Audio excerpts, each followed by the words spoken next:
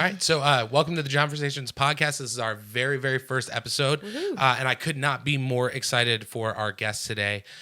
She is a licensed therapist, works for a company called Psyche here in Nashville, Tennessee. She works with substance abuse, teenagers with behavioral issues, DBT therapy, just to name a few. Ladies and gentlemen, welcome Miss Nikki Talley. Very, very happy to have you. Thank you so much. I'm very, very excited to be here and to just have this opportunity. Like, I feel really honored that I get to be, the one to kick it off with you. So yeah, I really appreciate it. So yeah, this will be coming out New Year's Day. So if you are listening, you've had a rough evening, anything like that, thank you for tuning in to the very first episode. Really do appreciate it. And I got to tell you, the reason that I wanted to have you on, we've known each other, probably a couple years now. Mm-hmm. Several years. Yeah. 2016, I think. Yeah. And I know, you were, the way I think about things is like the house that we lived in. So I was like, we're at Burleson House. Yeah, Nikki used to be there all the time. Mm-hmm. So I was like, yeah, I've known her for a while. And, we go out, anytime we're in Nashville, it's like, let's go to Ellie Jackson. Kara's like, call Nikki, let's go. Yeah. Good times. But I, was talking to Kara, and especially when I was thinking about doing the podcast and things like that, I was like, talking about guests, and she was like, oh, I think Nikki would be perfect. And I was like, you know what? I've known Nikki for years, and I really don't know that much about her. And so I don't want to kind of tell the story for you or anything like that. But, she kind of walked me through some of the key points, and I was like, man, I couldn't believe that I didn't know that. Yeah. Especially after knowing you for as long as I have. So I really appreciate you, number one, being willing to come in, and number two, being willing to share your story. We were talking a little bit before the podcast, and I think a lot of just everyday people, right, without having that celebrity, anything like that, have stories that can really motivate, enlighten, make an impact on people. And so I'm just very, very happy that you're here to share. So I want to start just by kind of asking, tell me a little bit about you growing up, right? Where are you from? What was your childhood like? Okay. Wow, yeah, this is the part that kind of catches people by surprise because, knowing me, I'm a very bubbly, outgoing, loving person. I love people and, overall, just a generally happy person. So I was born in, believe it or not, Manchester, Tennessee, home of Bonnaroo, whoop, whoop, and whoop. Never been, but that's okay. I was born in Manchester and then kind of, grew up around the Middle Tennessee area, lived in several different little places growing up. Grew up the majority of my life from age 10 up in Murfreesboro with my dad. But when I was young, I went back and forth between my parents. My mom, she has struggled with addiction pretty much my entire life. I'm 30 years old. She's currently in prison serving time for drug charges and some other stuff. But emphasis being more of drugs and alcohol. So growing up, the first 10 years of my life were, I would say kind of on the rougher side. Just being exposed to things as a kid, that are just not healthy for kids to be exposed to. But born in Manchester, kind of hopped around with my mom at a very young age around some of those little towns, Tullahoma, Shelbyville. Not sure if you being from out of town, not sure if you're familiar with those little small towns. But my mom got into selling drugs when I was really young. So she had me in college, ended up dropping out of school. My dad enlisted into the military to help kind of, support me. And at that time, they weren't even together. So I've never known my parents together. As a unit? Yeah, I've never known them together. They were never married. They were college, whatever, sweethearts. I don't know if that's a term. Yeah. But they were, they played basketball at college and met and, were together for I don't know how long, a few years probably. And but then my mom ended up getting pregnant with me when she was in college. She dropped out. My dad went into the military to help kind of, provide and take care. And then my dad ended up being with my stepmom, who I know today. She's been in my life since I was very little, before I was born. Okay. So I've known her forever. And we have a pretty good relationship, I'd say. And then my mom at that time I have a brother with her and another, he has a different father. And so that was going on there.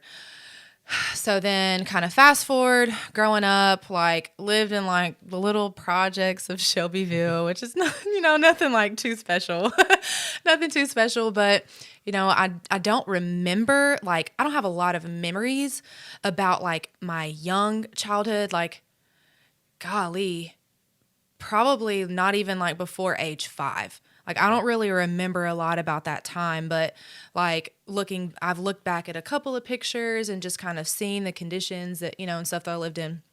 But I know I was with my mom until probably like preschool age. And then she ended up going to prison.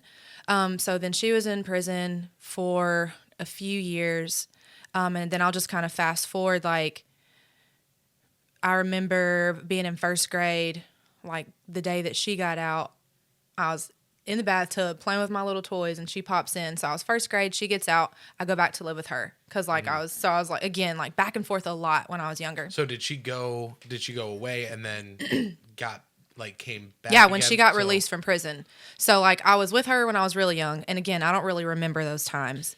And then preschool, kindergarten, part of first grade year, I was with my dad and my stepmom. Okay. And so at that time we lived, into like, not even kindergarten, preschool and kindergarten, me and my dad lived in where he grew up, which was a small town called Petersburg, Tennessee. Okay. And we actually lived with my grandmother. And we were just talking about this the other day. It's so funny. With my dad's side of the family, like how we were all piled into that house. It was like me, my dad, one of my dad's sisters and her 3 kids, and then like another sister and her kid. And like this house is small. So like we were all piled into that house. And that was like 4 or 5 probably, maybe 6. Like I can't remember how old I was. Now, do you have any memories of that? Like, do you have memories of like that many people? Because very few. Yeah, because I'm the oldest of 4. And I grew up in a place called Madison Heights, Michigan, which is like right outside of Detroit. So I'm the oldest of 4, my mom, my dad, and we were all in like a 2-bedroom house. Like, yeah, and it's very funny because like you said, I don't really have any memory. I know what people have told me from before I get to a certain age, so I like have that memory from like the second hand. But it just seemed like, from what I remember, there was just always so much chaos because my dad worked and my mom was like, let me try to make it work with these 4 kids and stuff like that. So yeah, what's funny is I don't recall chaos at that time. And I remember like being sick with an earache. Like I slept in the same bed with my dad. And I recall one memory like being sick with an earache and like my dad was taking care of me. But that's really it. Like I don't remember a whole lot about that time. Like just lived with my aunts and uncle and cousins. And we were all piled into this little house. I had like a little dog who ended up died, like, I don't know, of poisoning or some sort. And I named her after myself. But so I don't have a whole lot of memories of that time. But then like moving into like first grade, my dad and my stepmom, like they ended up getting married. We moved to an apartment in Murfreesboro. So then from that time, like I don't recall a whole lot. Like I don't recall a whole lot about that time either, but the school that I went to, Reeves Rogers Elementary in Murfreesboro. But it's just so funny because the thing I remember vividly is like I said, like the night that my mom showed up at the apartment. Like she had gotten out of prison. So she was in prison while I was with my dad, kind of like for those few years. She gets out, and then it just kind of, what I remember next is going to live with her. Okay. And then she got married. So that was like, in my mind, that like it all happened pretty quickly. So then this is where I remember what I would call now like chaos, but it was just, kind of my normal. Like we grow up and we experience things that are normal to us as kids. So moved back to Manchester for like my 2nd, 3rd, and part of my 4th grade year of elementary school. And it's so interesting, like the minute that my mom and my stepfather at the time got married, like abuse started.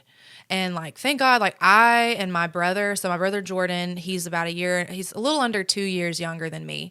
We're the only two at that time. And so again, we have different dads. Like I'm a blended family because I have two other siblings that are my dad and my stepmom, but they're 7 and 9 years younger than me. So they didn't come, they were along when, at this time, or my sister wasn't, but you're they were already babies. old enough to be processing Exactly. things and they're very much, yes, kind of like what we're talking about. Like they're not going to have that same memory. Oh yeah. Their childhood is like completely different from mine. Cause like once I hit 10 years old, like my dad like got saved in the church, in the Christian church, and like flipped like 180. So I'll get to that in a minute. But so my life would like looked a lot different from age 10 up. Okay. So, around, I guess, whatever this is, between 7 and 10 years old, second, third, fourth grade, I guess that's about right. Lived with my mom and my stepdad. He was abusive to her. And I just recall like them fighting a lot and just being exposed to that, regardless of not ever seeing him like physically like punch her, but there was yelling and cursing and choking and body slamming and like all kinds of stuff like that. And it's like, whoa, me and my brother would just be so scared, but they would stay together. There would be apologies made. And he was like the greatest stepdad. My brother called him dad because his dad wasn't really around, wasn't really in the picture. But we had great relationships. It was just whenever he, I guess, would get in his moods or whatever, or they would get to fighting. When they got to fighting, it was ugly. Like it was really nasty. And so saw all of that, like, and again, like I already disclosed that like my mom was on drugs. And so we'd see stuff like, I don't know, like now what I know is like weed, marijuana, whatever you want to call it, like laying around the house and stuff. But they were doing other things I wasn't aware of at the time. But it's a little more quote unquote hardcore substances. Okay. But yeah, so we ended up moving. I guess it was like going into my fourth grade year. We ended up moving to like Easton Sea, Oak Ridge area. Okay. So that was short-lived for me because what I didn't know, like behind the scenes, my dad and my stepmom were working with an attorney or like some kind of like private investigator to because my dad like kind of thought that there was some stuff going on because I go back and visit my dad and I hated it. Like I was such a mama's girl. Like, and then my dad like was a lot more strict, so. We had military guy. And now at this point when he had started kind of working, because it sounds like he was kind of like maybe trying to make sure that you were safe at that point. Right. Exactly. Like had he already started his religious path, or was this still okay? Not yet. That wasn't until I was about 10. Well, and it was like he kind of credits getting custody of me because of that, like because of like his encounter, like his experience with like God and stuff. So like his version of the story is really interesting for me to hear. But so that came a little bit later. Okay. But like second, third, we're in Manchester. I remember like a lot of good times. Like we had our pit bull named Bullwinkle and Sissy, like love them, and I remember good times, and I had like friends and a best friend, but I too, like what stands out to me more are like the bad times and, the arguments and the fights and the stuff like that. And like us running away and then coming back and the cops getting called, but, no charges ever being pressed or, none of that kind of stuff. Like we're just stuck. Yeah. Now this was with your mom and your stepdad. Yeah. Right? This is like mom and stepdad. They would get into it. Neither one of them would be like, yeah, it would never go anywhere. Yeah. They just, like, now was it like noise complaint stuff? Like neighbor would call in, be like, something's happening, or are you too young to remember? No, there was never anything like that. I do recall one incident. This was when we were still in Manchester. So I don't know, like third or fourth grade or second or third grade. And me and my brother, like mom was like, run across, told us to go get somebody. So like we ran across the street to a neighbor and like was like, hey, Okay. And I don't even remember what like came of that. I remember that. I do remember kind of funny, like thinking about funny looking back at it now, like my nanny showed up one day with a shotgun. Like, she was ready to go. Yeah. Like that's my mom's mom. She was ready to go. Like she wasn't too fond of my mom's husband at the time. Yeah. So I remember like little things like that here and there.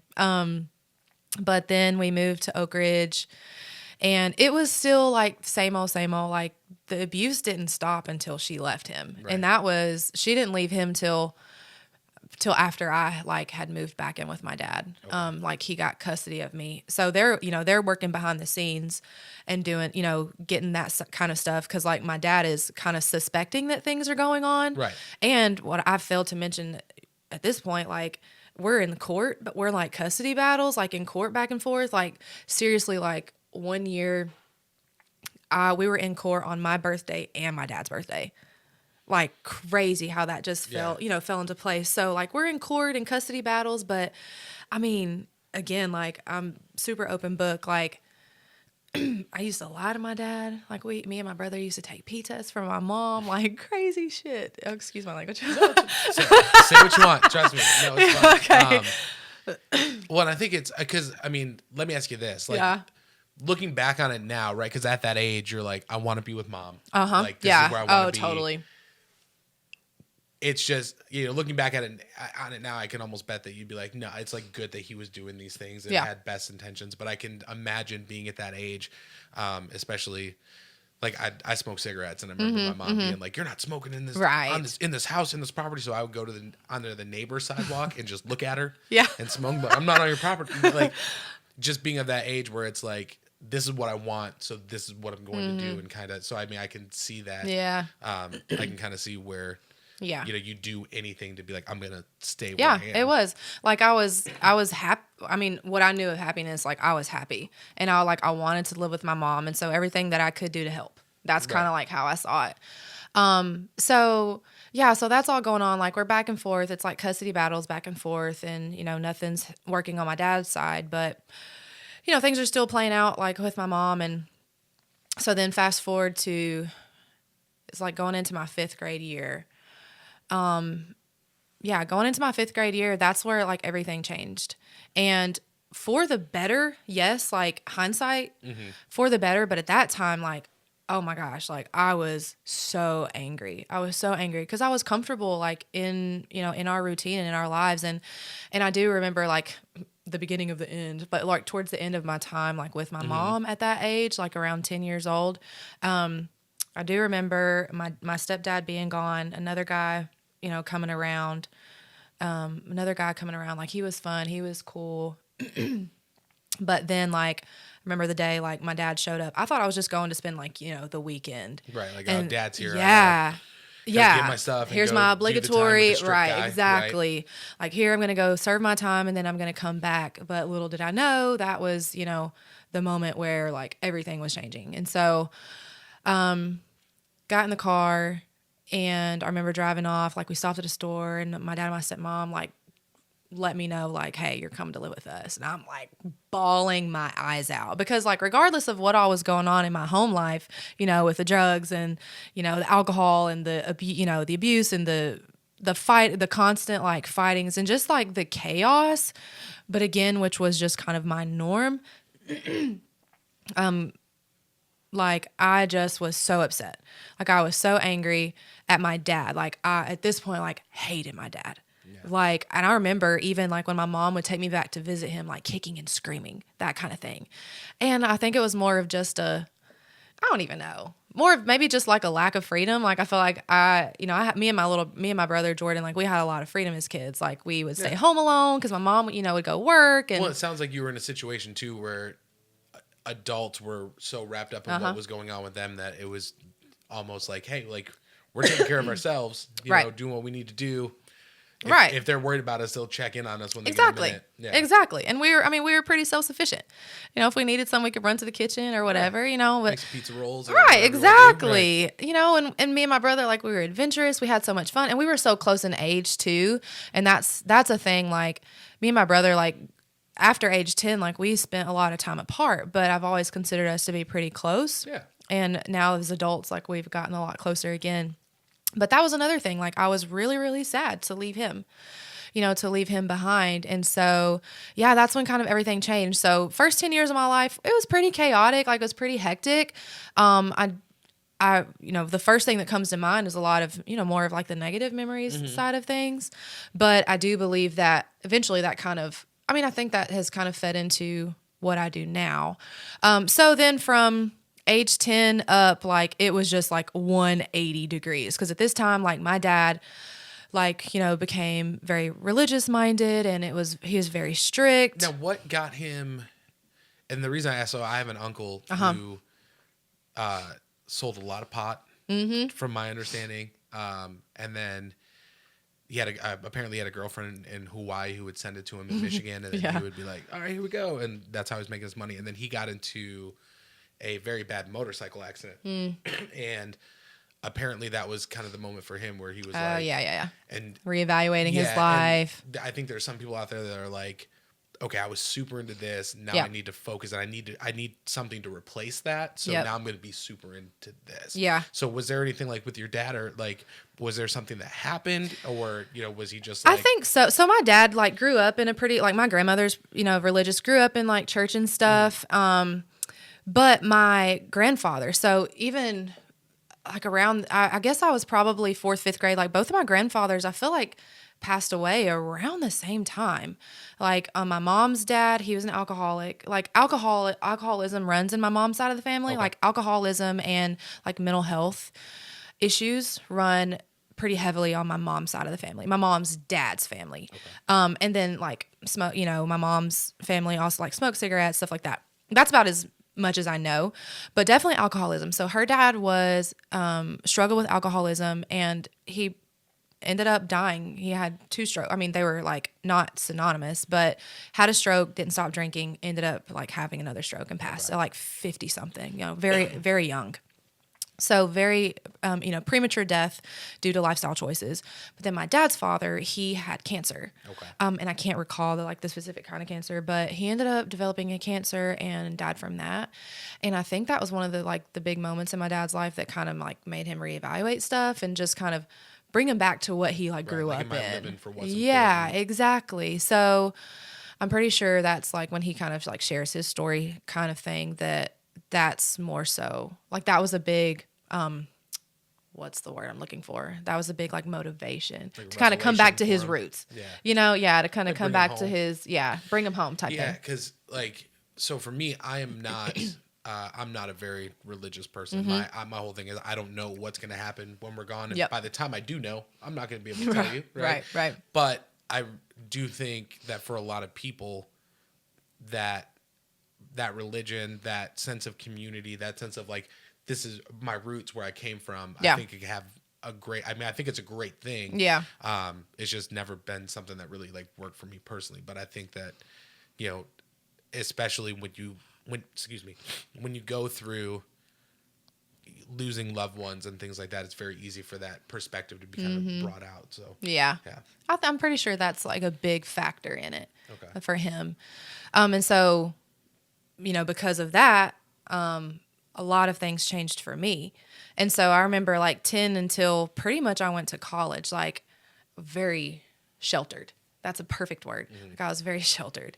Like I wasn't allowed to, you know, like go to parties and do this and do that. You know, I wasn't really allowed to do things that, you know, quote unquote normal kids or teenagers and high schoolers and all that stuff were allowed to do.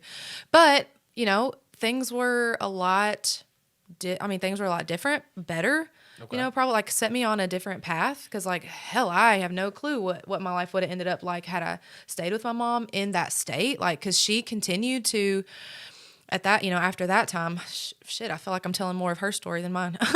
I'm telling a lot of her story in that. Yeah. Yeah. But like, I will say that my mom's doing a whole hell of a lot better today, and I'm super excited. I'm super excited. Like she is probably going to get released early from prison, like 4 years early. Oh, yeah. So that's what we're hoping / praying for, because that would be really cool.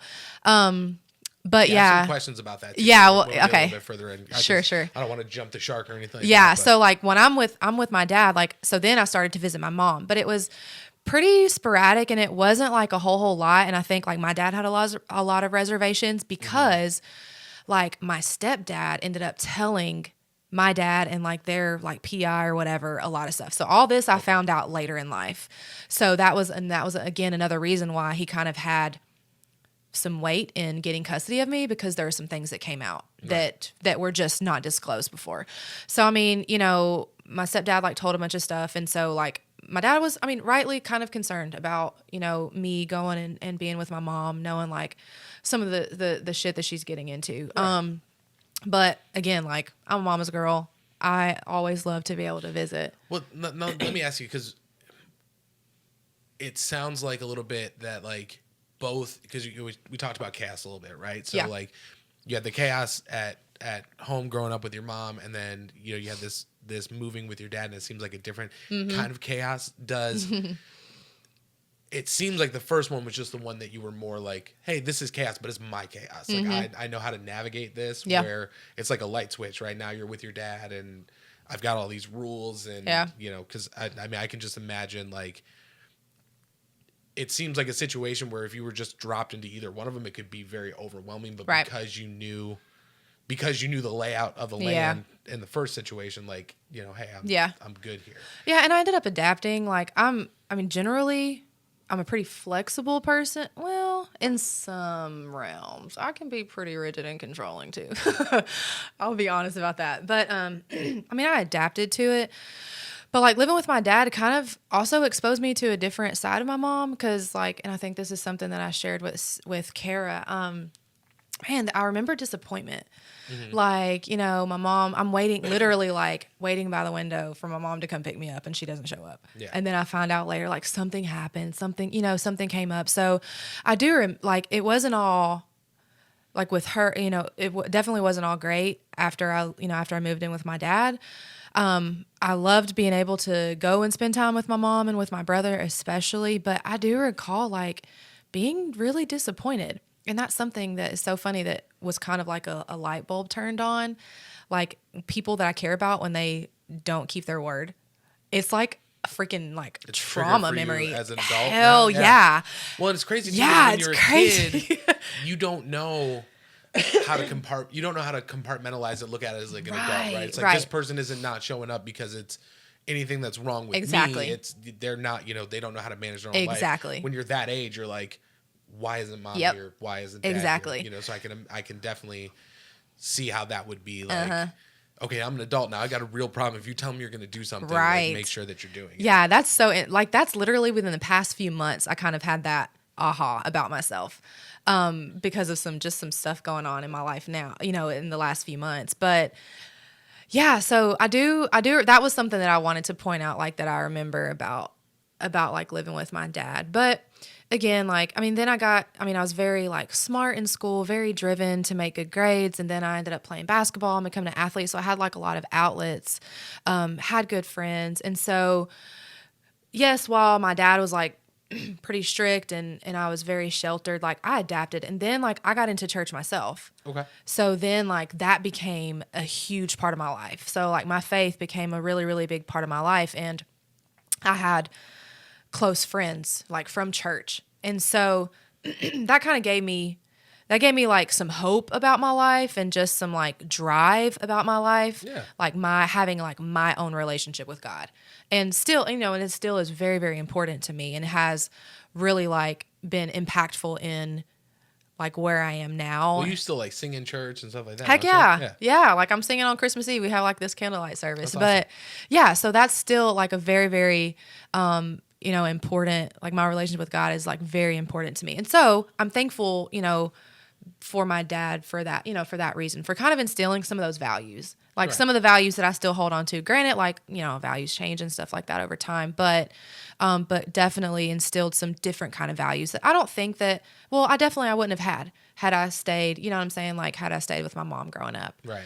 So yeah. So most of the juicy stuff, if you will, is kind of like, is kind of in that first 10 years of my life. And again, like not awful. I didn't have an awful childhood, like but it was definitely not okay. Right. You know, there was definitely like dysfunction. Well, and it sounds like, and I think this is something that a lot of people don't necessarily think of, or because if you haven't been in that situation, you wouldn't necessarily think. But even in a situation where all these things are happening, it sounds like there was still a lot of love, right? Yeah. Like absolutely. Your mom loved you, your dad was doing the things that he was doing because he loved exactly. you. And I think if you're not someone, growing up, my dad was bipolar, and so it was like you never know he was either the most fun guy or like there was a hammer in the television set, so you never really knew what you got, but you always felt loved. Yeah.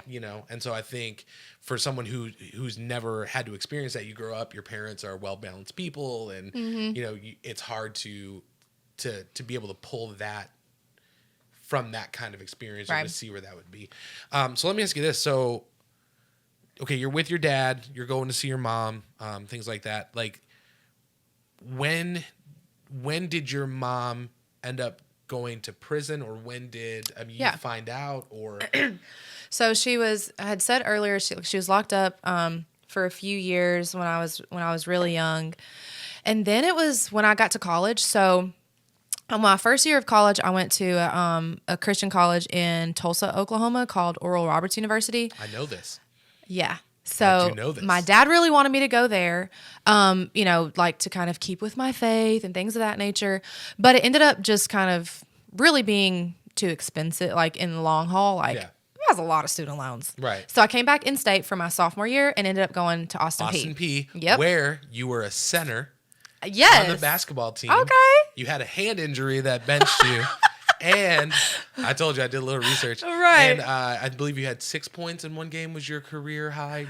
2 free throws. 2 3-pointers, I believe, if I remember. No, definitely not 3-pointers. So I have it on my phone, but I don't have my phone with me. But I was like, oh. Yeah. I also found out that in my investigation, there is a singer-songwriter from Nashville named Nikki Talley as well. And I was like, hilarious. This is definitely not who I'm looking up. This is somebody completely different. That's not me, but that's cool.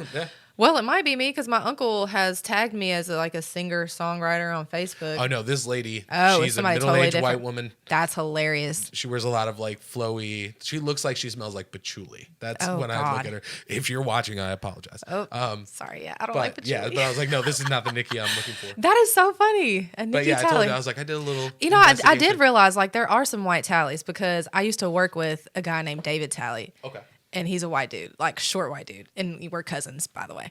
But that's what we used to tell the kids because it was at a boys' home, which I think we'll get into that too, which kind of launched me into my career path. But we worked at a boys' home together. But yeah, we were cousins. So where were we? Sorry, I had to interject. I was very proud of myself. Oh, yeah. For Austin P. Out. That's so right. Austin P. You're dunking on bitches. Not really. So I was so I ended up walking on because I graduated from high school with 4.0 valedictorian. I was super smart. Well, I mean, yeah, I'll say that. I was smart. Very, Teach your horn. There's nothing. Right, yeah. I think you're I was a very good smart student. person. Yeah, I was a nerd. Really, I was a nerd. And I was in the band in elementary school, the clarinet. Clarinet? Okay. Yeah. And I did. I was a band geek for a little bit. I was a choir That's kid. so judgmental. Forgive me, people. No, sorry. I was a choir. I was just standing off. Yeah. Proper. But I was good. I was first chair in my little five group band. There you go. But yeah, so I did band, but then I played basketball too. So I was a nerdy athlete. And I was the same way in high school. I got along with everybody. I don't know. There was definitely cliques, but I was smart. So I, had that going for me, but then I was an athlete too. So it was best of both worlds.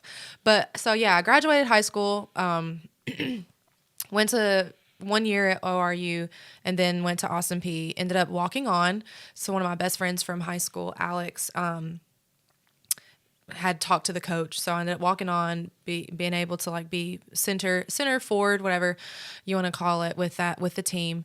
Got a little bit of playing time. I spent a lot of my time on the bench, honestly. Got to start one game in my career, in my 3 year, because I only ended up playing for 3 years. Okay. I had another year of eligibility, but I just was ready to be done. Because it's a lot of commitment. It is. And it was a lot. And then not that I know, I've never been on a sports right. But I played rec league for church for a little bit when I was hilarious. a kid. That's about the extent. I got school paid for. I walked on, but I got all but my last semester of school paid for, which I can't complain at all. And a lot of good experiences, being able to travel and stuff like that. And so I love my teammates. And so it was a great experience. But yeah, I played basketball at Austin P. And then I don't even know where I'm going with this. So we were talking about, you're living with your dad. you gotten into your mom had gone away for a couple of years, came home. Oh, that's You're right. now going into college. That's right. So sorry, I got the basketball thing sidetracked, but I was very proud that I found that. Yeah, for sure. Did your homework. So like it was my first year there, 08, 09, because I went there. I graduated from high school in 2007. So 07, 08, I was at ORU. And then 08, 09, 10, graduated December of 2011. Okay. So like I ended up going an extra semester because like changed my major, graduated with like a psychology degree. My BS, was it BS? Yeah, my bachelor's in psychology from Austin P with pre-med focus. Because at that time, I wanted to be an orthopedic surgeon. So, yeah, I thought I was going to be a doctor. Because like, I always knew I wanted to help people kind of thing. But I thought it was like, because I wanted to stay in the realm of sports. Like, I shadowed an orthopedic surgeon in Clarksville. That's where Austin P is. Okay. But, yeah. And so, anyways. So, yeah, doing the whole basketball thing. So, then I remember, so we made back-to-back OVC, which is Ohio Valley Conference. We made back-to-back OVC conference tournaments. And we were back-to-back OVC conference champions. There you go. So we played in the NCAA tournament, first round. So like we're 16 seed coming up against like a 1 seed. So like UConn, UT, Duke. So the first year we ended up playing Duke. Well, I got smashed. Like, but I mean, it's memories. You know what I'm saying? First year we played Duke. I scored 2 points. I played in the had 2 NCC. free throws in that game. Yeah. Hell yeah. That was awesome. Okay, that's what I read. Yeah, That's what I read. Not 3-pointers. Right. So I like hit 2 free throws in that game. Like, you know, got to come in at the end of the game because we're getting smashed by like 30. But whatever. Everyone gets a chance to play. Right, exactly. So like, you know, we're 16 seed, but it was pretty sure it was like that trip because we played in Michigan. Pretty sure it was that trip. Like I found out like my mom was back in jail. Okay. So like again, like behind, like what she's continuing to like be on drugs and drinking and all that stuff. And so like my brother Jordan is like living in all of that. And so, you know, that's just something that I think about to this day. But yeah, so she ends up getting locked back up, goes to jail. I do remember that, so that's early in my college career. But then I'm trying to think timeline of all this. So she goes to jail. I can't remember if she went to prison at that time, but I do. So like I graduated. No, I don't think she went to prison at that time. Just she spent a little bit of time in jail. Okay. And it might have been like, I don't even know if it was like drug related. It could have been like domestic stuff related. I really can't remember. Yeah, something happened. Yeah. I'm so sure something if you're not happened. living there with her, you know, you're kind of getting secondhand information. Right. And so like, really like really like I was naive for a long time to like what was really, really going on. Mm-hmm. So it's not until like I reached adulthood, you know, even after college where I started to, during college, like me and my brother we would talk a little bit and starting to piece together like things really were not okay, you know, for her. But I'm thankful to like have the knowledge I do about addiction and stuff like that. So I can empathize a lot more with my mom, which is really cool. Yeah. But yeah, so I'm in college doing my thing. So I graduate. She was not at my she was not at my college graduation. That was very disappointing. She actually wasn't at my college, my undergrad or my graduation. She was locked up both times. Mm-hmm. Okay. Yeah, that's right. Well, I feel like that kind of maybe plays into a little bit of, you know, what we were talking about earlier, where it's like, again, if you're going to say you're going to do something, you know, or if you're expected to be there, you should be there. Yeah, just disappointment. Like I remember my nanny crying because she wasn't. I remember my nanny. I don't think I cried. At my graduation. But yeah, so she was. Now, do you think it's just because you were used to it at that point? I mean, it's your third graduation, so you're just like, well, you know, wasn't it the other two? I don't know because she was at high school, but she wasn't at my undergrad or my graduate program graduation. I really don't know. But I don't think I cried. Maybe I was trying to. I think what probably happened, like I was holding it in because we're taking pictures and I've got other family there and I'm trying to show gratitude for everybody else who is there. Right. So I think that was a thing. And, you know, and I went to my brother's because like, so I'm 2 grades ahead of him. So he graduated high school. I was a sophomore. And so I did go to his graduation. My mom wasn't at his graduation either. Okay. So yeah, so she was, I guess, back and forth in prison or whatnot, jail, prison, whatever, during those times, during like my college career. So then I get out of college. This moves more into like moving into career kind of stuff. Yeah, and the reason that, because I think it's very interesting, and Kara is, for those who don't know, Kara is my wife, because this is the very first episode, and they're like, they keep talking about this Kara lady. The reason that I kind of wanted to have you kind of talk a little bit about where you came from, where you've been, is because I think it very well kind of plays into where you are now. And she's very similar, right? Like certain things have happened and it kind of leads. So, so you wanted to be an orthopedic surgeon, right? Talk to me about like what changed that. Where did we go from? Yeah. So I remember 2011, I had the opportunity to do, it's called HCOP. Golly, I can't remember. Golly, that was really country. I can't even remember what that stands for. But it was a pre-bachelorette program at Meharry Medical College, which is where I wanted to go for med school. So I did like 6 or 8 weeks there in this program. I was all hyped up about it. But ended up, so I graduated from Austin P in December of 2011. I took the MCAT sometime around there. It was really, really hard. I didn't score well enough to get accepted into med school. So I moved back home with my dad early 2012, and I needed a job, and really having a bachelor's in psychology, it's going to be more entry level kind of stuff. Right.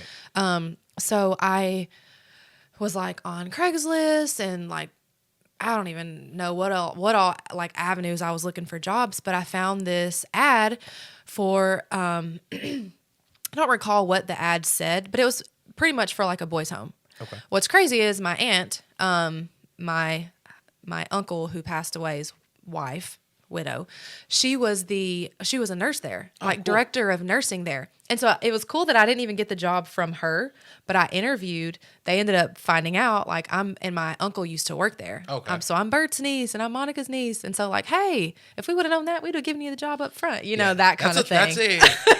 That is like a classy move, though, because you could come in being like, yeah, these people who've worked for you for years, they're very good hard workers, same bloodline, right? Exactly. So I an think it's a investment. power move to be like, oh, and so this By is the why I'm way. awesome, and then just so you know, these are my legacies that I have here. Yep. So Cedar Grove Residential Treatment Center. But it's a residential, more of a longer term residential facility for adolescent males. Okay. Ages like 11 to 17. So once they turn 18, they're now adults. But yeah, between the ages of 11 to 17 who have like behavioral issues, mental health issues, really a lot of them like, well, I won't say a lot, but like, foster families, like their parents, their parents lose custody of them. Mm-hmm. So a lot of state is involved in a lot of those cases. Now, is this like they're waiting to be assigned to like a foster home? No, they come in some because there's cases, offenses. So there are sexual offenders. Oh, okay. Yeah. So male sexual offenders between the ages of like 11 and 17. And so they're in this program for like, quote unquote rehabilitation program, but they're learning. And at that time, like I didn't really know this. I didn't know that world. Like I took psychology classes, but I didn't really pay that much attention. So, when you're like in a book, it's right. A lot exactly. Than, like, it's different from real world. Yeah. Now exactly. I'm in a room with 20, 11 to 17-year-olds. Yeah. So it was like really just behavior management. Okay. And so I was what's called a resident counselor there. I was an RC, but I got the job clearly. So I got the job. So I worked there from 2012. I worked there from March. It was March of 2012 until January 2013 because I ended up moving to Oklahoma because my dad and my stepmom had moved to Oklahoma at that point, which is really weird because they moved to the town right outside of where I went to college. And where after you left, and where she interesting, liked it so much, right? Interestingly enough, my mom ended up being in prison out there. Okay, which I'll get into that. So that was a little bit further down the road because it was like drug trafficking kind of stuff. So got caught out there and ended up, So all that went down. But so I started working at Cedar Grove and loved it. And at this point, like I do recall, like, cause I was like studying, I told myself like, I'm going to study again for the MCAT and yada, yada. But then like the longer I worked there, I'm like, man, I really like this. Like there were definitely challenging days. Cause like these boys, like, whew, like, yeah, there was some difficult days and like, I loved it. And like they responded to me very well. Now, how old were you at this point? So, oh gosh, 2012. I'm 30 now, so 7 years ago. 22, 23. I was Yeah. trying to do the math. Early Oh my God, 20s. that's an easy math problem. Yeah. I should be able to get So that quicker. early 20s. But yeah, I just loved that kind of work. So I'm like, okay, I know I've always had a passion for helping people. So then I kind of started to like ask questions and research. And it's so funny because one of my colleagues now, Jen Biddle, she was a new therapist. She was a therapist there. Okay. Before I even like went to school. And that was early in her career, which is really cool. She's a rock star. Go Jen. Go Jen. Yeah. But yeah, so I remember talking to her a little bit and then just kind of looking like social work or counseling. I really don't remember what kind of landed me into the professional counseling aspect of it. But yeah, so I started to kind of do my homework, and at some point, which I don't remember, I kind of like let go of the whole med school thing because I'm like, You just kind of found something that suited you a little bit yeah, better? because I felt really passionate about that. Like there were days where I dreaded going to work because I'm like, oh gosh, what's going to go down today? Right. Because I mean, these boys, again, like on the behavior side of things, it could be challenging. Like, so like what were some of the, because I'm trying to put myself defiance. You're 22, right? We've got, you said what, 11 to like 17, and you said sexual assault, right? So what is that environment like coming in? I mean, especially because it's not like you're like, oh, I've done this and then moved to this, but you're like, hey, just throw me in the deep end. Yeah. You know what I mean? So I think it was like maybe like a week of training. So like trained on, what do you say it? Like I trained on the job. Okay.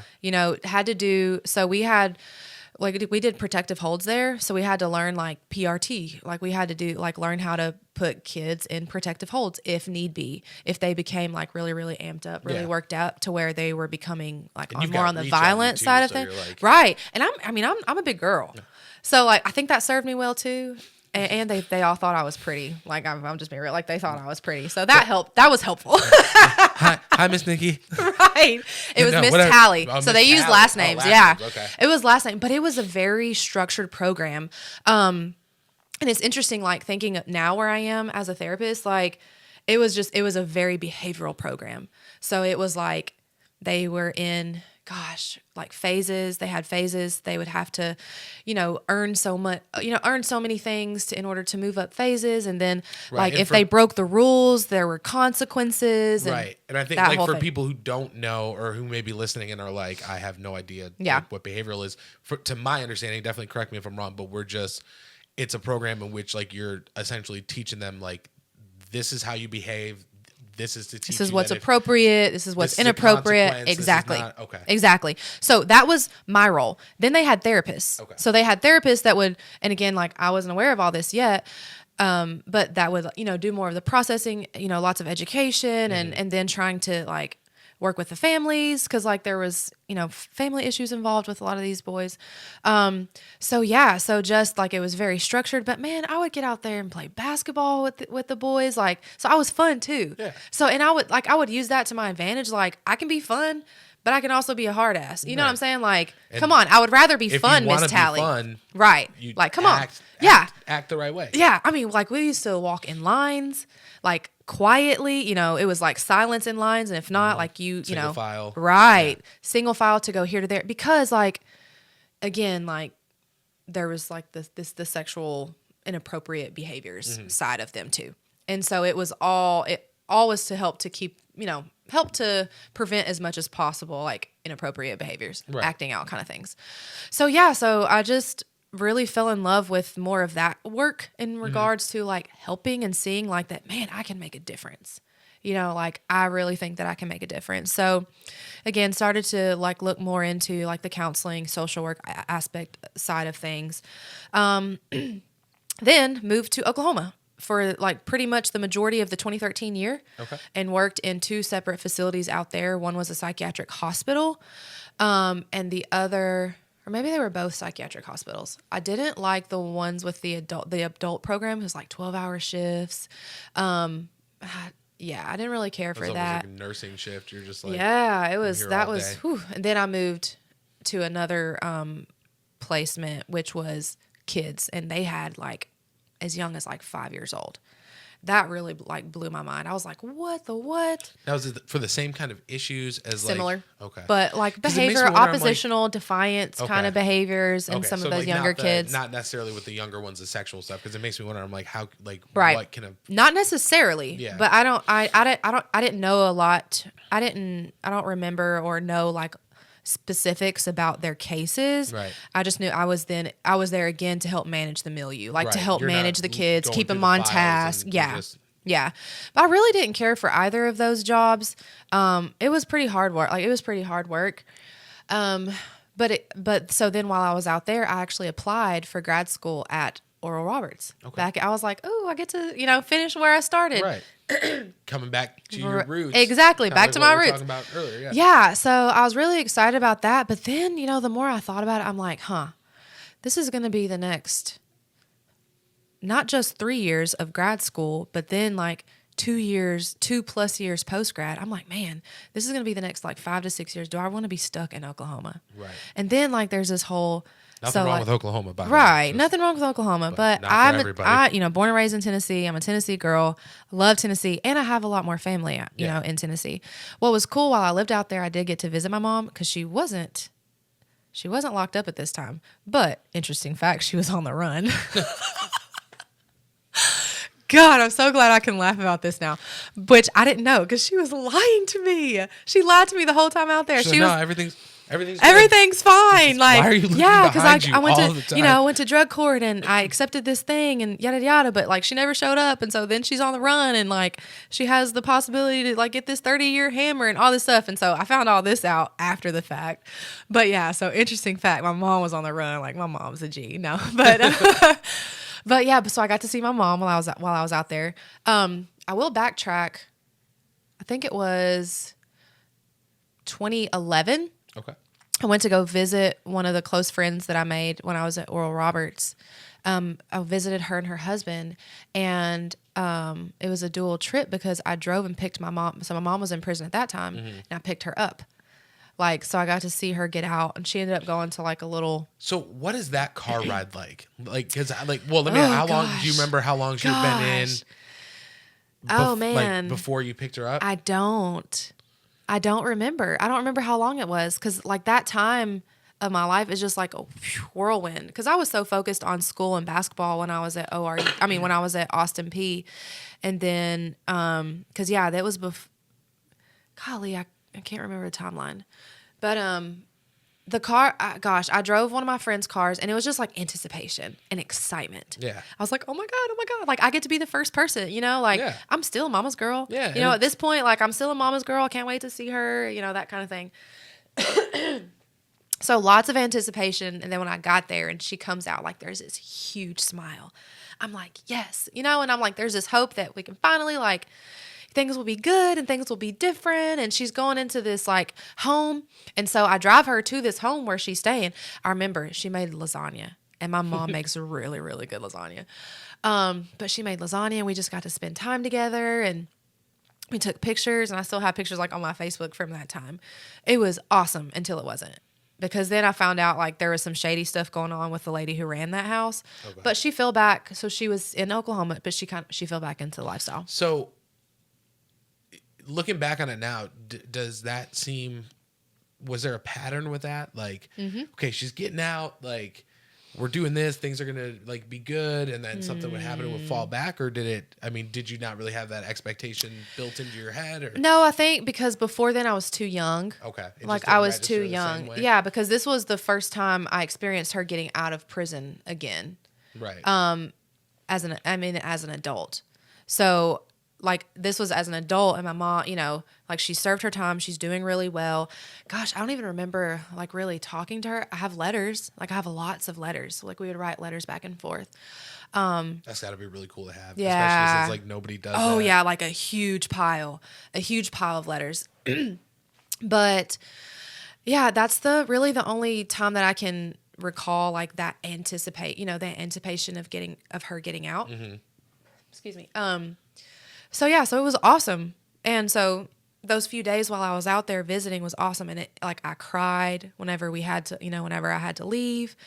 So, but I was just like, okay, she's going to and again, at this time, like I still had no knowledge of addiction, Right. you know, of the cycle of, you know, relapse and all that stuff. So I'm just like, woohoo, Right. you know, she's Mom's- okay. yeah, she's mom's good. home. She's We're good. eating She served her lasagna. time. Everything's Yeah, good. She did her exactly. thing. She's good. I don't remember timeline, but I know that she ended up just kind of falling back into the lifestyle. And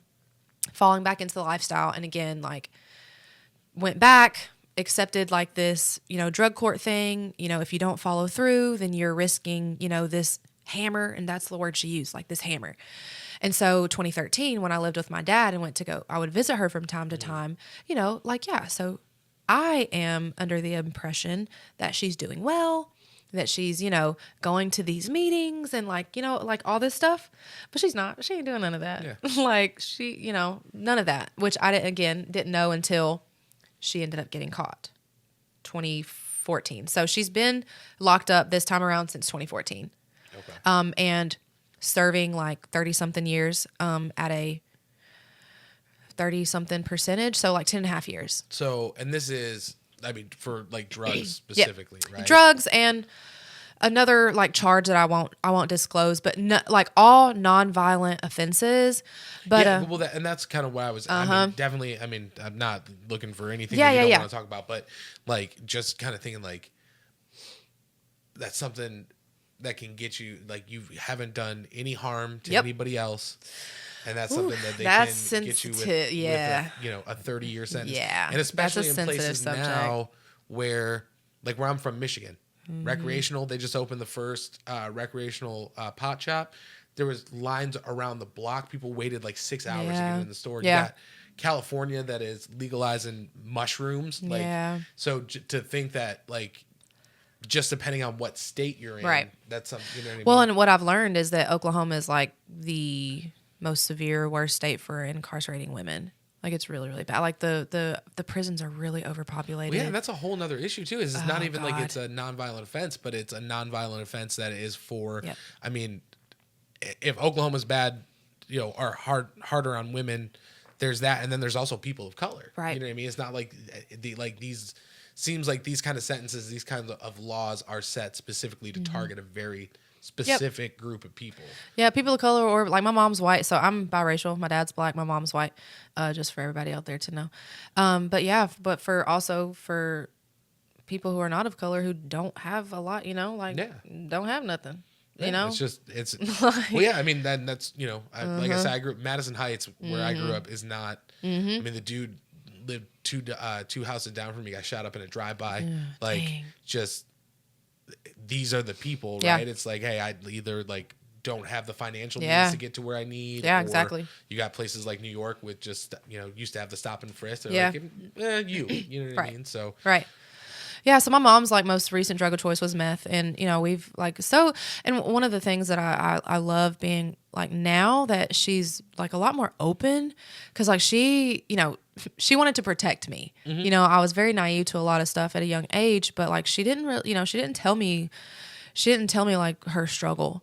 But but like that's something that's cool that's kind of brought us closer together as I've gotten older and being in the profession I'm in now, and with her like being more serious about recovery, like that she's honest. Yeah. Like there's this honesty about her now, which to me is a good sign. Again, I'm nervous, nervous about her getting out. But do you think that's more now because you're an adult? Like the I'm like I went to drug court, I did all this stuff because you're. I mean, even in like your young 20s, I can imagine, you know, being a parent, you're like want to shield to a certain extent, or you don't want to put that pressure on you, where now as an adult it's like this is what was going on. Maybe partially that, the fact that I worked in substance abuse for like 4 years, and then again I think there's that factor of my mom's like finally done like pretending, you know, or like kind of letting that guard down and being transparent, not just like with my brother who lived through it all, but with me too. Yeah. You know, like she doesn't feel like she has to protect me or kind of like safeguard me anymore. Cause like what's the worst that can happen? Like I already know what's going, like at this point I know. Right. You know what I'm saying? Like, so you can't lie to me no more. Like I know what's going on. I know where you've been. Right. You know what I mean? Yeah. And like, again, like there's a different level of like empathy that I have for my mom now, like as a person who struggles with addiction. But yeah, so she's been a lot more open and aware. So that was like, we were back to like the whole 2013. I'm, considering grad school, but ultimately I decided to come back to Tennessee, enrolled in the program at Middle Tennessee State University, MTSU, and the professional counseling clinical mental health track. Because I knew I didn't want to work in the school system. So I wanted to do something, and I thought I wanted to do something with teens, like with adolescents, because like I love working with the boys, and I was like, I want to work with boys, like specifically, because I didn't have any experience at that time with like teenage girls. Well, I think they're two totally different beasts. Yeah. I mean, they're both. I mean, have at one point, this may shock you, but I was a teenage boy at one point, and I know like hormones and all that stuff. Like but I also have two sisters, and we were equally as awful of humans, but just in completely different ways. Yeah. Which I like. I mean, I have like a couple of adolescent female clients now, which I love. Like, and I run DBT. I run two DBT skills groups at Psyche, which my boss corrected me. It's not. I used to say Psyche, emphasis on the E, but it's Psyche, emphasis on the Y. Psyche. Yes. Well, you're welcome. It'll be linked. You're welcome, in the Dr. Vaughn. By the way, so we'll make sure we spell it right. Thank you, and you're welcome, Dr. Vaughn. They have a very in good case podcast you listen to this as well. Kara, yes, Psyche says. Yeah, Psyche says. Kara was like, "Oh, you should check this out," and she always gets on to me. She's like, I send you these songs, or I send you this podcast, you don't listen to it. So she sent it to me, and I was like, and it's new. We're newly on Spotify. So now we're on Apple iTunes and Spotify. Yeah, and I listened to the episode about upstaging and like how you don't want, if like someone is like, hey, you didn't take out the trash. Well, it's like, well, yeah, but you didn't clean the bathroom. So Kara came home and I said, I'm going to try very, very hard not to upstage. So awesome. Want to make sure. So Dr. Vaughn, thank you. Appreciate that. Oh, hell yeah. Super practical, which I love about our practice. Like really, really practical. So, I don't want to jump ahead. So 2013, you've, this is when, so we're not, we're in MTSU.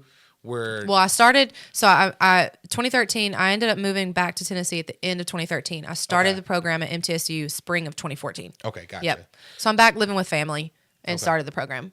Okay. So talk to me a little bit about that, right? So like we're at MTSU, like, because it sounds like, we've had these couple of jobs or whatever, but now we're really kind of, okay, I've decided to do this. I'm going to focus. Like, what was your thought process? What were you going through? I mean, why we were there? Yeah. So my motivation, like, because I thought, I want to continue to work with teens, with adolescents, who are struggling with like behavior health behavior, mental health issues. And that was kind of like my drive in it. And, like I learned, like grad school was a really, really great experience. Like I learned a lot. But a lot of the learning comes after, and I think that might be with any career, just like, cause like the real life experience. But I loved the program. I, loved my cohort. I'm still connected in some capacities to some of my classmates. But yeah, so my motivation was a lot based on the experience I had, which was helpful, like seeing that, that there's underlying issues going on, like with the boys that I worked with, like a lot of them had experienced abuse, had experienced abandonment, neglect. So they're not just acting out for no reason. Like there's like underlying factors to that, things that are going on too, that like if you don't get them right under control, then or you don't address that behavior when they're young, then it's like a repeating cycle. Exactly. You know what I mean? Exactly. Yeah. So I, went through my program, finished I graduated in December of 2016, like learned a lot, but then at that point, so we have like practicum and then an internship. I ended up working. So once I moved back to Tennessee, I worked again back at Cedar Grove for a little while. So 2013, the end of October 2014, I ended up getting a job at a residential facility called Journey Pure. And at that time, it was newly established. So residential facility for men and women with primary substance use issues, but then co-occurring. So like dual diagnosis, like co-occurring mental health, like depression, anxiety, like, things of that nature. So ended up getting an entry-level position there so it was an RC, but it was a recovery coach. So like kind of hands-on, direct care and I worked in one of the women's houses. So did that, but so that was 20. No, gosh, I'm like so offline. I can't remember. I think I started working there in like 2015, actually. Okay. Yeah. So I started working there in that 2015. That seems about right because I think Kara was working there. Not too long after that. Yeah. I mean, I wanted maybe like 2016. Yes, she was. Fall 2016. Yeah. Or something like that. Yeah, because I remember interviewing her. Or hiring her. You're welcome, Kara. She probably did well. Brag on you. She's awesome. But yeah, so I started working at Journey Pure in 2015. And then like I was exposed to, I was like, okay, wow. And you know what? And I honestly credit like all of this to God because I had I took an addictions class, but I had no idea about the addiction world, about, substance use. But I'm like, wow, I learned so much about myself, which was really, really cool because like growing up, with my childhood, my experience with my mom, I'm like, dude, this is a thing. Mm-hmm. Like my mom's not crazy. It's not just about a lack of self-control. It's not because she wants to, what I'm saying? Like she wants to, hurt, her family or, not be there or whatever. Yeah, it's not like she's actively continuing purposely. to choose. Yeah, exactly. So it just opened my mind to this whole other aspect of like mental health. And so I ended up being with Journey Pure throughout my internship. Like I got promotions there in different positions, and like kind of worked my way up, if you will. Landed in a therapist position in the professional women's program. And that's where I finished out in 2019. So I worked there for almost 4 years, not quite 4 years, because early 2019 I joined the Psyche Squad. Mm-hmm. Psyche Squad. Emphasis yeah, on the exactly. Which I love. I actually met Dr. Vaughn and Sarah Kamita, their partners. I met them at Journey Pure because they helped to establish what's called the DBT, dialectical behavior therapy, which is just a very specific modality of therapy, which is great for the population that we worked with. But they helped to get started, help to jumpstart the DBT program at Journey Pure. So, and I credit so much of growth as a leader to Dr. Vaughn and to Sarah. But yeah, so being at Journey Pure, I learned a lot about myself, learned so much more about the addiction world and the impact of substance abuse, not only on the person who is struggling with the addiction, but the families, just looking at it as it affects the whole system. It affects the family and the environment and all that stuff. And then again, learning about myself as an adult child of an alcoholic / coming from a dysfunctional family. So it was just really, really cool. I mean, my own personal growth and development outside of my faith, which was neat because at this point, everything, everything was, and still is the center of it all is my faith, but learning about myself as a person, beyond that and on some different levels. And then learning some of the whys of things that I experienced and what it impacted, what it contributed to and all that stuff. So learned a lot about myself, a lot of personal growth and development throughout that time. But then it too kind of launched me into a new path, being more of a substance abuse counselor. Mm-hmm. So working in that field. And I was like, this is it. I found my niche. So I felt I found my niche working with women, which is so cool to see, and then some self-disclosure about with my clients then about you know what, I'm an adult child, my mom's just help me too to be really open. That's working where I worked and kind of going through that is probably the only reason that I'm on this podcast. Right. Because before then I was like, oh gosh, no, I don't want people to know. Well, I'm sure.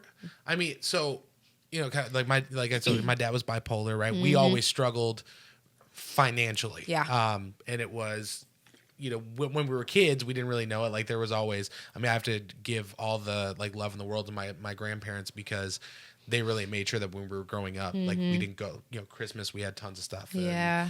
And we always had back to school, but whether or not the mortgage was being paid or the rent at, where, depending on where we were, that was, that was stuff that was happening that we didn't know. So like Karen now, she'll be like, you know, when I remember we first got together, she's like, so what are your hopes and dreams and aspirations? And I was like, we bought this house. And I was like, that's it. Yeah. Like I own this house. We're married. Yeah. We like each other. Yeah. We've got a child. Like Yeah. things are good. I don't need anything else. Right. So I think you very, very similar or very on track with what you said, right? Like I know for me for a long time, there was almost like a guilt where it's like, well, I don't want to like tell everybody that like we were struggling and, you know, like we got all our clothes at the clothing bank. I had these really sweet, they were Tommy Hilfiger overalls, but they were shorts. I got from the clothing bank. I wore them Styling. Only one strap. Yeah. Yeah. Which has come back into style these days. Yeah. Oh yeah. If I still had them with that 90s night that we went to, absolutely. I would have killed. But I think that you get to a certain point in your life where you're like, you know what, it's okay. It's okay. And maybe by me talking about this, you know, again, I can maybe help someone else. Right. And that's what I'll say about Journey Pure. Some of the most wonderful people I've ever, you, Emily, Rain, some of the most, I've never met Dr. Vaughn. I've heard a lot about her. She seems, I always I listened to Psyche Says, and I always imagined she sounded a different way in my head until I heard it. And I was like, oh, okay. But yeah, I mean, just some of I'm very thankful for that place in my personal life, just because I've been fortunate enough to meet all these people, and you included. Yeah. But, yeah. Sure. So you know, being able to talk about it definitely sounds like it has made an impact with the people that you're working with now. How has it impacted? Because it sounds like you're still very much in contact with your mom. You're still the same, you know, mama's girl. So how is that impacted? What's that relationship? What's that communication look like now? Yeah. So with my mom, yeah. So, I mean, it's different. Like it's been really cool because I've gotten to share with her some of the knowledge that I have about the cycle of addiction, and even more like of the deeper rooted stuff. So Tammy Roth, I have to give her a shout out too, because she was my supervisor as an intern, and then like through my licensure process, phenomenal, and has her own story. But she developed this model, like it's called Her Circle Recovery, and like kind of explained like the development of addiction in such a neat way. I mean, going back all the way back to like in utero, and like that being impactful in, you know, a child's development, which really cool. So I was able to share knowledge of that with my mom, and literally, so I went to visit. I'll go visit her like a couple times a year because it works out that my dad lives out there. She's like an hour and a half from where my dad and my stepmom live. Stay with him, yeah, so I stay with him. I'll go, you know, drive up, visit her, you know, for however many hours we have. Never enough, but like I remember specifically being able to share with her this model, you know, of like just kind of explaining or breaking down in a different way, like how an addiction develops, and like kind of like removing a bunch of the shame, because like I you know, there's a lot of shame involved with the cycle of addiction and relapse. And she literally just like broke down crying and was like, wow, I just always thought, you know, that like I was crazy, there's something wrong with me, because my mom had it. Yeah, my mom didn't have the best childhood, you know, like her dad was struggle with alcoholism, and like it's very deep rooted, like generationally in her family, and like, you know, hardships and stuff like that, things that she experienced, not necessarily big like major events, but even on like small levels, like anyways, I won't go into details with that, but like just being able to share that with her, it was just really cool. Yeah. And so communication with my mom these days is different. Like we get to talk on the phone every now and again. She'll call me, you know, we don't write letters as much these days, but I will say, like, I have my reservations, and I've had to kind of work through and process like anger, like that I didn't realize was there until like there was days where I didn't want to talk to her. So like I've been able to like work through that with like my own therapist / mentor or whatever, but being able to process like you know, forgiveness, like being able to like work through forgiveness of my mom, and for like disappointments and things of that nature, and work through feelings of anger. And so, yes, there was empathy, but there was also some of those kind of emotions too that I was unaware of for a little while. Again, part of my own growth and development. Well, yeah, and I'm sure, you know, as an adult too, when you're thinking back, you're like, you know, I have things to be angry about. You know what I mean? And you don't, kind of what we're talking about earlier. Like you're used to that when you're a kid, and like this is just the environment. This is how it is. But Yeah. you get older, and you're able to look at it through a different lens. Right. And you're like, Yeah. oh yeah, Right. I have the right to be a little Right. pissed Like that off about what sucked. happened. Yeah. That sucks. So I've been able to be open with my mom about that. Yeah. And so, and she's like super apologetic. And that's one thing, like there's never been a shortage of her expressing like love, but she's always called me like her little angel, which is so sweet. But she's always called me like her little angel. And she credits me a lot to like her, her path and her being able to find a different path, her own relationship with God and things of that nature, which is really cool. No credit to myself, but just being able to like, if anything, like be an example to her of what could be different, and not having to be a product of our environment.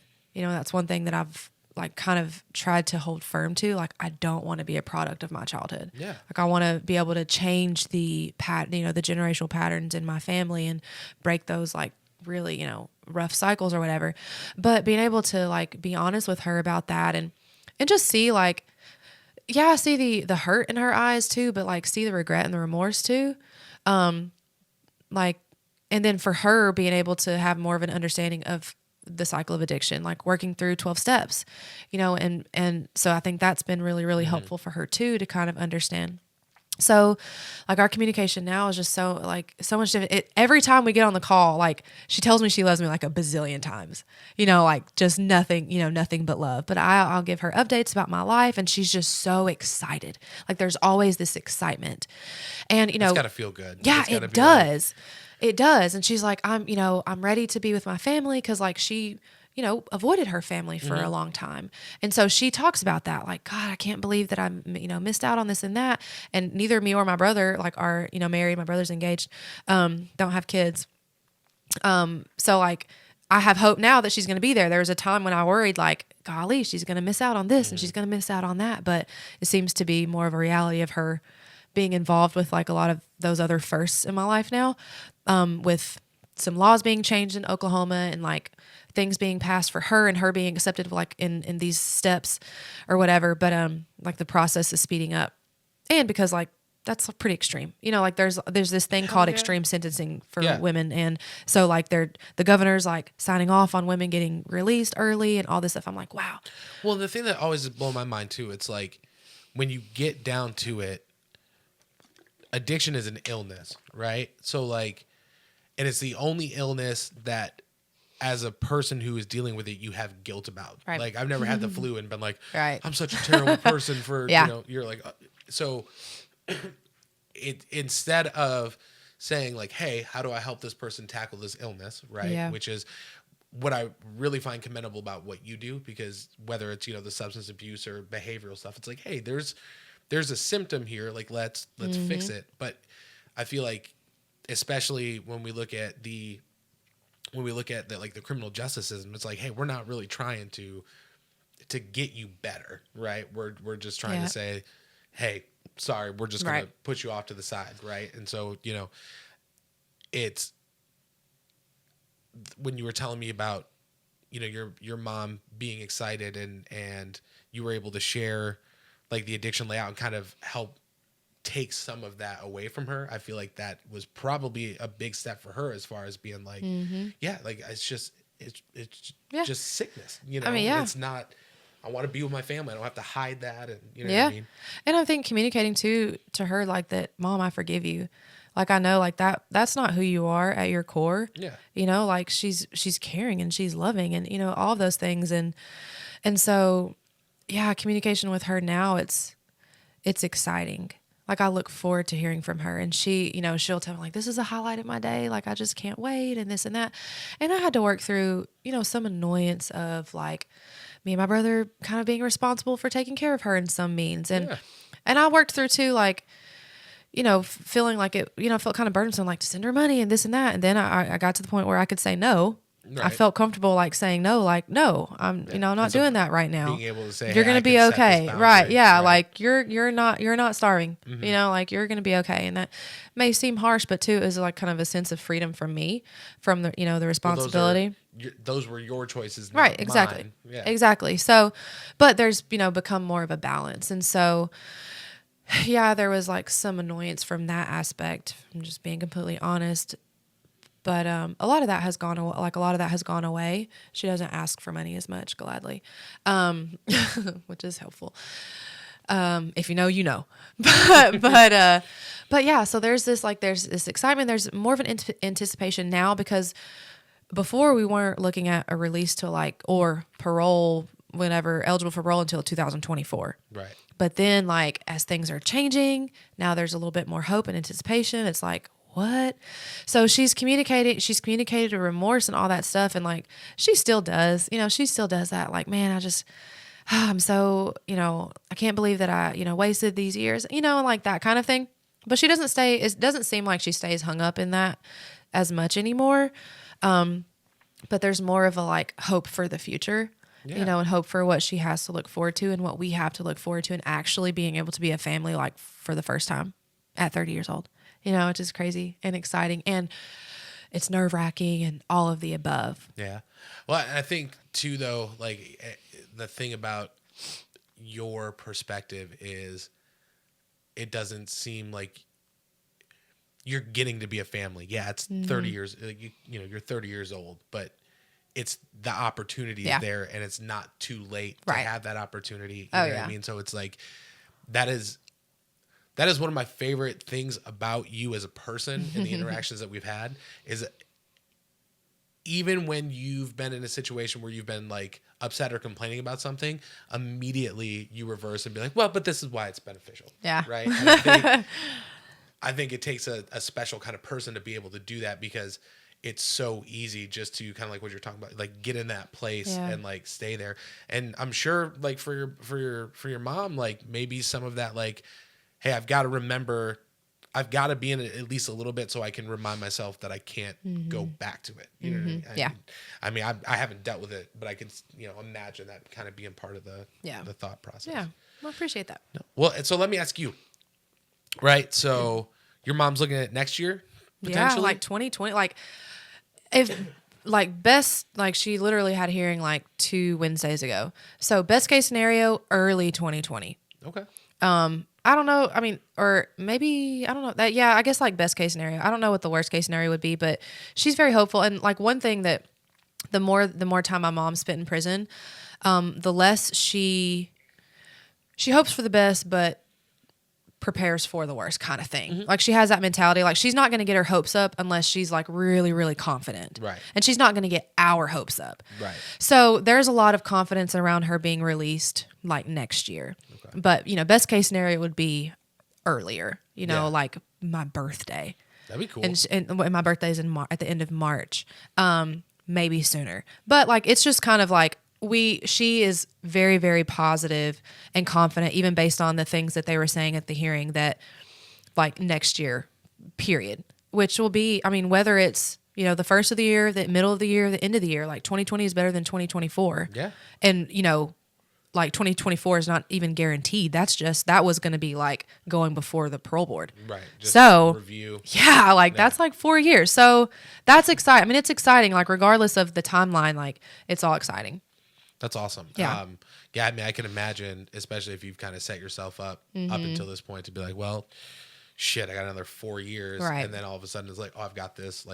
Yeah. Could be in the next couple of months. And that would be awesome if it was on your birthday. That would oh be my gosh. Yeah. the best birthday ever. Best birthday gift. So it sounds like if this happens, right, number one plan is hey, how do we now work on becoming a cohesive family unit, right? Because and I think it's your dad and your stepmom still together. You said right, so they've been married they just celebrated their 22nd anniversary in early December. Yeah, that's 22 awesome. Years. So, how do you think that's going to benefit, right? Because she's got you, she's got your brother. It sounds like even with the history, it sounds like your dad and your stepmom are in her corner as well. They're in her corner emotionally. Like there's not contact. There's not really contact there. And like I'll give my dad updates, and he's like, you know, a man of prayer. Like, you know, him and my stepmom, like no ill will, just right, exactly, like, exactly. Always, it's always been that way.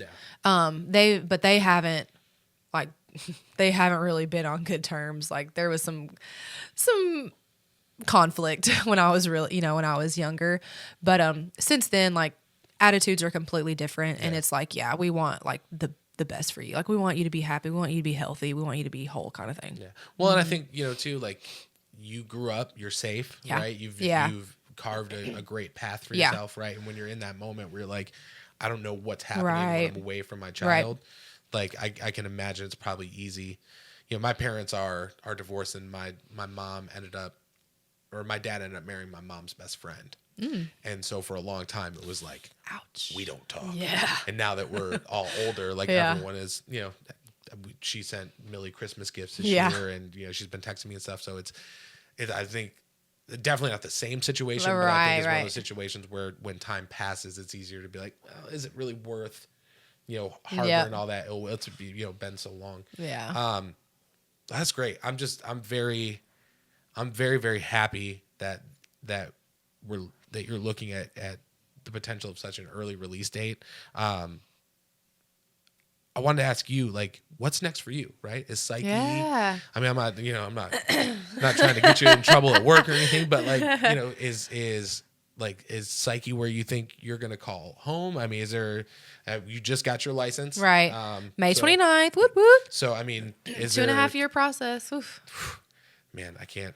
For some it's longer. So that was actually, I mean, could have been sooner, but I was procrastinating. But whatever. I can't watch the credits on a Netflix show. It is what it is. So I was just like, skip. I couldn't do 2.5 years. Right. But like, what's next? Are you looking to, I mean, are you going to continue education? Like, what are you planning on doing? No, so I am good. Like I don't have a desire to get my PhD. I want to continue to practice at the master's level as a master's level clinician. For now, I mean, being, you know, still really early in as a licensed therapist, I'm happy at Psyche. Like already I've learned a lot being with this practice and being under, you know, Dr. Vaughn and Sarah and the team. And I love it. Like I love the team aspect, and then there's still a lot of individualism, because so we are a private group practice. So like I don't feel like I'm on an island. You know, we do consult every week. Like we're true to DBT, dialectical behavior therapy. Look it up if you don't know anything about it. Can you give just like, because I remember when Dr. Vaughn came to Journey Pure Care, came home, she's like, DBT, like it is awesome. And I was like, is that a wrestling move or what is it? Can you give very high level? Because I know from what I know of it, I know it can get in pretty deep. Yeah. Like, I'll just say like DBT is great for people who have a hard time like controlling their emotions. Okay. You know, kind of feel like all over the place.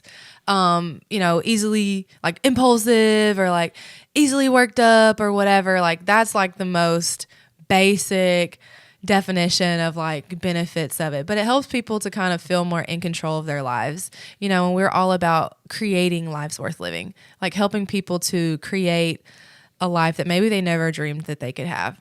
And, you know, we do that on a lot of like practical terms, practical levels too. But I love being able to use DBT as a therapist and insert it in people's lives, because it teaches, I think, even if like you're not a person who necessarily struggles with like, you know, feeling like out of control with your emotions, like I feel like anybody could benefit from DBT. Like I have benefited from applying DBT to my life, because it teaches how to have healthier relationships, to balance interpersonal relationships. It teaches how to like tolerate like, you know, more of like the intense stressors in life. And like when things seem to be like really, really intense, like you're on the verge of like freak out crisis kind of thing.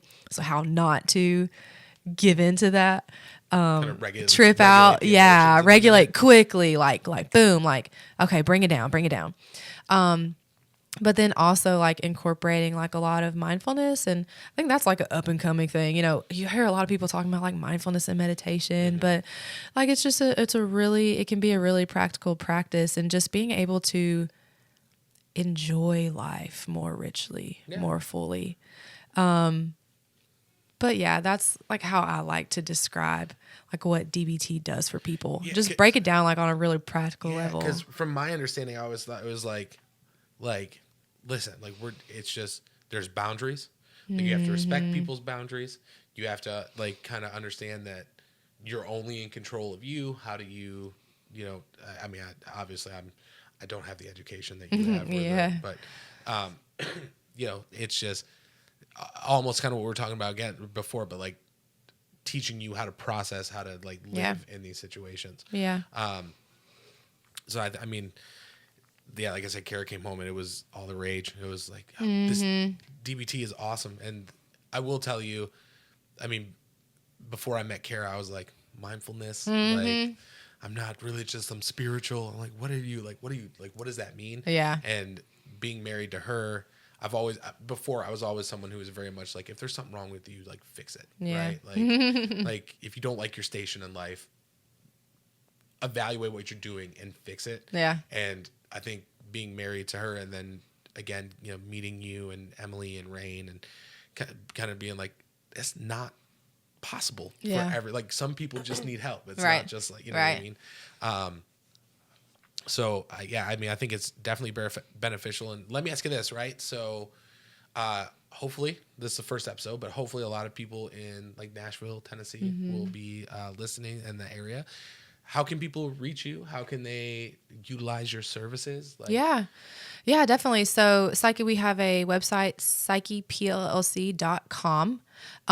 And you can also, people can contact, like you can find my like profile, cause like our whole team is listed on the website.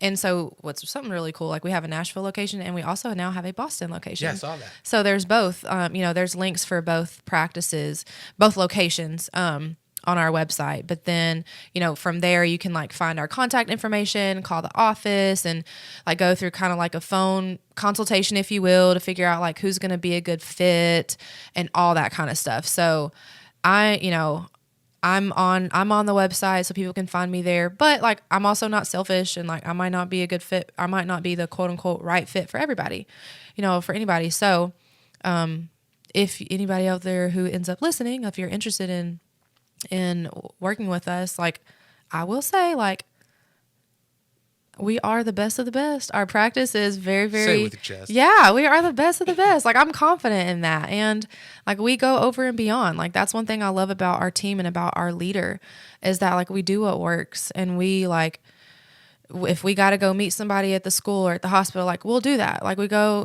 we make those sacrifices. And one of the things that's cool about what we do as a practice, like we're able to offer more comprehensive services. So for people who are struggling a little bit more, like we have more time to commit to that. And, as a DBT therapist, like we work around the clock. Like, some of our clients have our cell phone numbers and have direct access to us. And, we're observing our limits, like within our limits, but we're available. Yeah. Like outside of the office. So that's something that's really cool too. That kind of sets us apart as a practice. Like we practice true to DBT therapy. So yeah, our website, psychepllc.com, and our phone number, like our office number and everything is on there. And we'll link it up in the show. Cool. So I'll have it in the show notes, and we'll also put it on the YouTube page. Yeah. And all that as well. So yeah. But I will say, like I'm happy at Psyche, and I'm looking forward to growing there more it seems like that's all they're doing as a therapist, is right? is getting bigger and bigger. Yeah, for sure. Yeah. So I just, we'll go ahead and wrap it up, but I did just want to say thank you again. This is it's a big deal for me because it's the very first show. Again, I couldn't have thought of anyone better to come in and thank kick you it off for the with me. opportunity. So, no, it is absolutely. Again, I'm the blessed one, so I really do appreciate it. Yeah. Just want to say thank you, and it's just awesome. I appreciate it. Yeah, I'm looking you're forward for welcome. everybody to hear it. You're welcome, and thank you. Alrighty. I hope they enjoy See you guys it. later.